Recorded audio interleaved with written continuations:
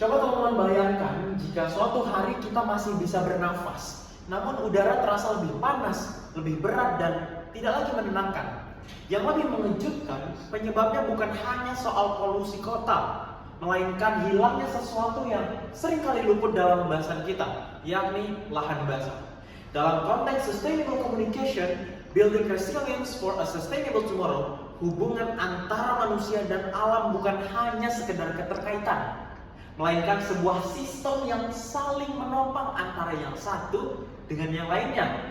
Namun hari ini persoalan terbesar bukan hanya pada kerusakan lingkungannya, tetapi pada bagaimana kita gagal mengomunikasikan urgensi tersebut secara luas dan menyentuh kesadaran masyarakat. Tentunya perkenalkan, saya Fatir Muhammad sebagai bagian dari generasi yang akan mewarisi masa depan bumi ini. Saya percaya bahwa kita tidak hanya memiliki tanggung jawab untuk memahami, tapi juga untuk menyuarakan apa yang perlu kita suarakan, teman-teman. Lahan basah bukan hanya sekedar bentangan alam, tapi juga sebagai benteng dari pertahanan bumi.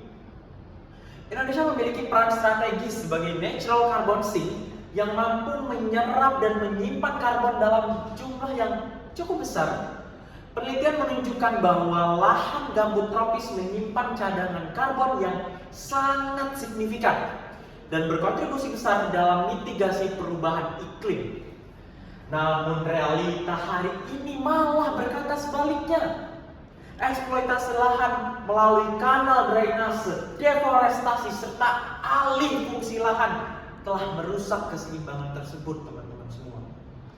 Ketika gambut mengering, ia tidak lagi menjadi tempat menyimpan karbon, melainkan berubah menjadi sumber emisi karbon yang dilepaskan ke atmosfer dalam jumlah yang cukup besar, dan kita tidak tahu berapa jumlah yang besarnya itu. Kondisi ini mempercepat krisis iklim global yang kita rasakan saat ini bersama-sama. Dampaknya apa? Dampaknya kita tidak hanya pada lingkungan sebenarnya, tapi juga pada kehidupan manusia itu sendiri. Kita kehilangan keseimbangan, kehilangan perlindungan, dan perlahan kita kehilangan yang namanya masa depan. Sebagai generasi muda, kita sering berbicara tentang masa depan yang cemerlang, masa depan yang gemilang. Namun bagaimana mungkin kita berbicara tentang masa depan jika hari ini saja kita masih membiarkan perisai bumi kita runtuh secara perlahan dan akan merobek masa depan itu sendiri.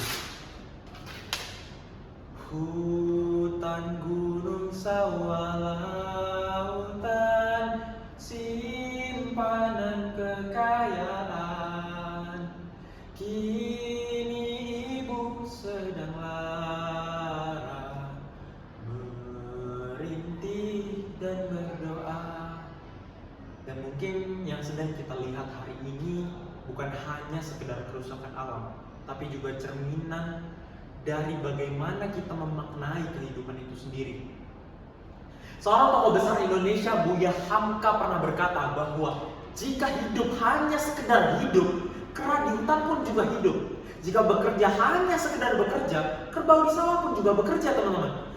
Kutipan ini seolah mengingatkan bahwa manusia harus memiliki kesadaran, memiliki tanggung jawab, dan tujuan dalam setiap tindakan yang mereka ambil.